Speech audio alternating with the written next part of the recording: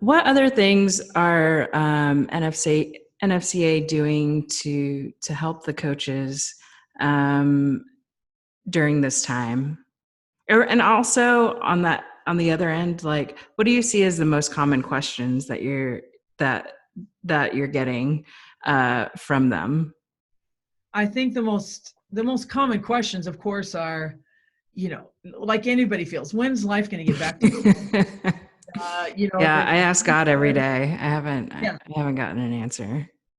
I feel like the answer is, I think it'll feel more normal when we have a vaccine, whenever that is, because then everybody's going to have Mm-hmm. a lot of restrictions lifted. And but normal, I think for now means, go out and recruit more, play games, have practices, get back on campuses, back in the travel ball circuit where you're just kind of going from weekend to weekend.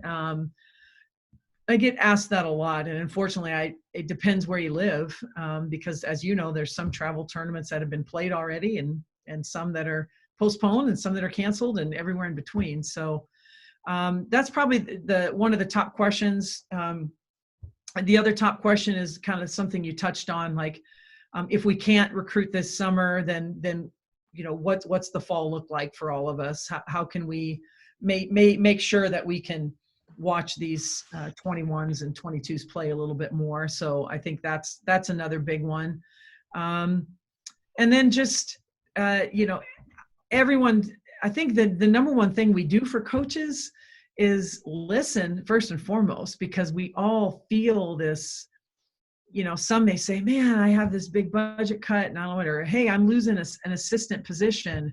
Any ideas on how to make that work? Or hey, I'm I can't, I'm cut 2 weekends of my season. And the good news is you still have a season. So trying to just listen and maybe put a different spin on things for coaches, because everything, I don't know about you, but I feel like everything has been cut and closed and canceled. And, we just aren't used to hearing Yeah. those words a Mm-hmm. lot. And coaches are very can-do kind of people, Yeah. just full steam ahead. And it's Mm-hmm. been interesting. So I think the other thing is making sure that coaches, anything that they added value to themselves during this pandemic, that they continue to do that even when it's lifted, whatever that might be for them.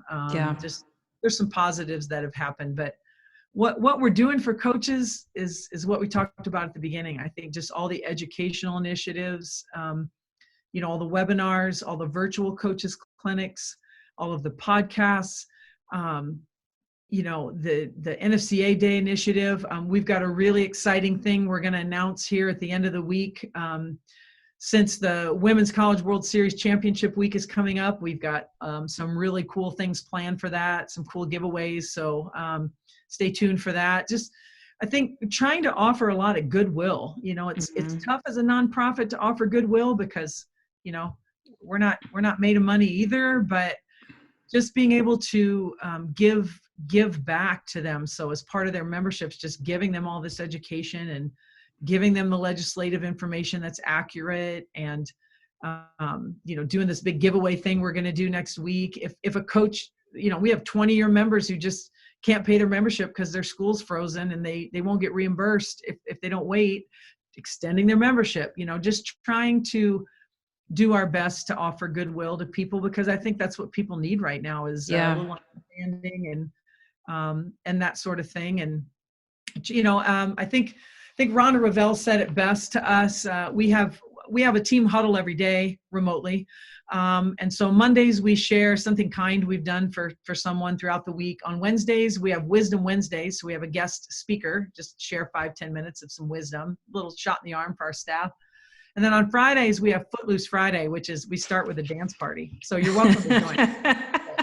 It's quite entertaining, just to mix it up and have some fun. Mm-hmm. And, but Rhonda Revelle was one of our Wisdom Wednesday speakers. And, I think she said it best, that she felt like the association right now, that we were hope builders, trying to build hope for the softball community and stay connected and keep going and keep learning and keep growing. And, that really resonated with our staff and I hope the softball community, because that's really what we're trying to do, is just keep that little fire lit as much as possible when you're not on the field and you're Yeah. not able to raise a trophy, and Mm-hmm. you're not able to go out recruiting, and you're not able to cover all this exciting things for prospects and for just college. Mm-hmm. I know it's totally different for you too. So just trying to keep 100%. that going.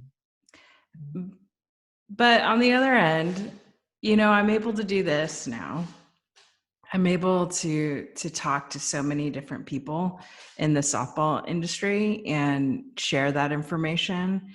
And I think it's been really eye-opening for people who have continuously watched. And it's like, you know, last week we had Mike Andrea and interviewed Lincoln Martin and interviewed different pro players and Olympians. And I think more than ever, I've been able to kind of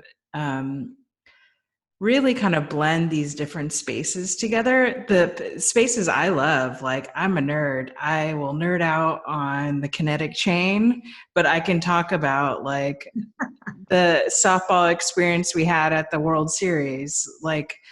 And I think that's just kind of, it's been fun for me to be able to do that. Because otherwise, I'm like, you're right. I would be covering like regionals right now and just like typing away and like looking over video. And you would probably be preparing for the upcoming games and doing those pre-interview questions with the coaches and then going through the run and show. Like, but, I think if anything, I know between you and I and the softball community, you lay out what our resources are, we'll just, use it for what it's worth and make the most out of what it is. And it's so important to be just resilient and resourceful in the situation. And then for what you're doing, being able to ask for help. I think that is just so crucial during this time. If you need help, you have literally thousands of coaches connected within NFCA at all different levels to offer decades of experience and just genuine compassion. Like, how cool is that?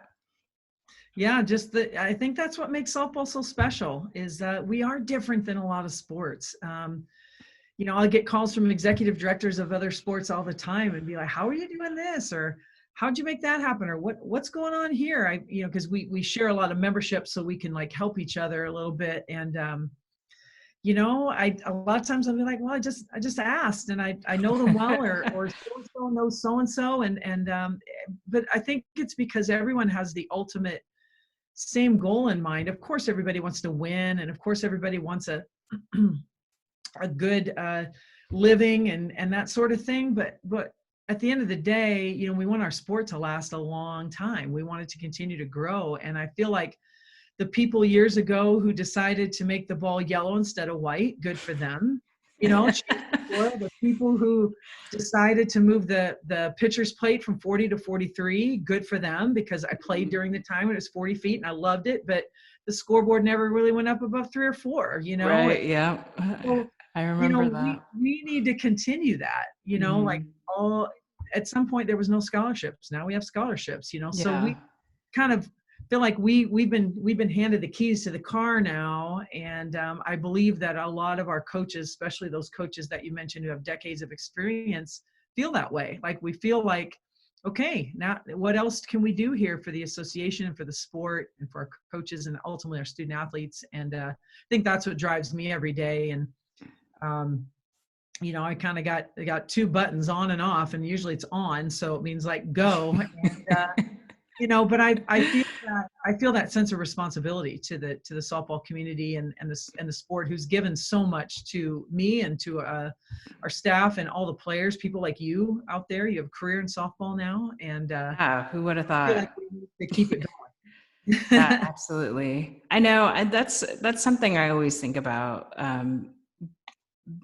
because I just like I think of FloSoftball as a little like laboratory. I just like experiment with these different things and see how it resonates in the community. And then I ask them about it. and then they give me feedback, kind of like what you guys are doing, like every year with convention, right? You have your convention, you talk to your coaches, what do you like, what do you don't like, and then it's like you make a whole new iteration of this beautiful thing now that brings so many people together. Yeah, can't agree more. Just Mhm. staying connected. I think that's what it's all about, staying connected.